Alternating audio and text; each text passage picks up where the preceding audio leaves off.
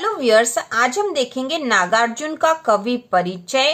तो शुरू करते हैं। सबसे पहला पॉइंट रचनाएं। तो कोई सी भी 2 या 3 रचनाएं ही आपको याद करनी होती है। तो इसमें हम लिखेंगे युगधारा, सतरंगे पंखों वाली, तुमने कहा था। युगधारा, सतरंगे पंखों वाली और तुमने कहा था। इसके बाद है भावपक्ष। नागार्जुन लोक जीवन से जुड़े हुए कवि हैं। उनकी कविताओं में प्रकृति चित्रण के साथ साथ जीवन के यथार्थ का भी वर्णन हुआ है। उनके काव्य में भ्रष्टाचार, राजनीतिक स्वार्थ और समाज की पतनशील स्थितियों का सहजता से वर्णन हुआ है। इसके बाद कला पक्ष है। नागार्जुन ने बोलचाल की खड़ी बोली में काव्य रचना की है। उनकी भाषा में सरलता, सहजता व मार्मिकता है।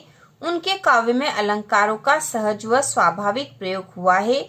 उनका काव्य छंदबद्ध व छंद मुक्त है।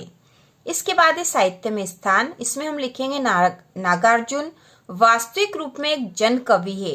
हिंदी साहित्य में उनका प्रमुख स्थान है।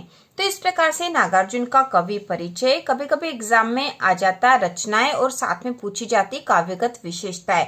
तो काव्यगत विशेषता में आपको भावपक्ष और कला पक्ष दोनों ही लिख देना है। फिर से एक बार देख लेंगे। रचनाएं युगधारा, सतरंगे पंखों वाली और तुमने कहा था। भाव पक्ष में नागार्जुन लोक जीवन से जुड़े हुए कवि है। उनकी कविताओं में प्रकृति चित्रण के साथ साथ जीवन के यथार्थ का भी वर्णन हुआ है। उनके काव्य में भ्रष्टाचार, राजनीतिक स्वार्थ और समाज की पतनशील स्थितियों का सहजता से वर्णन हुआ है। कला पक्ष में हम लिखेंगे नागार्जुन ने बोलचाल की खड़ी बोली में काव्य रचना की है। उनकी भाषा में सरलता, सहजता व मार्मिकता है।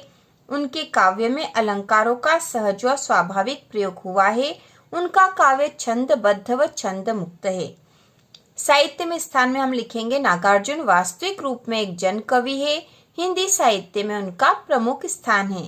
तो इसी प्रकार के और वीडियो देखने के लिए चैनल को सब्सक्राइब कीजिए।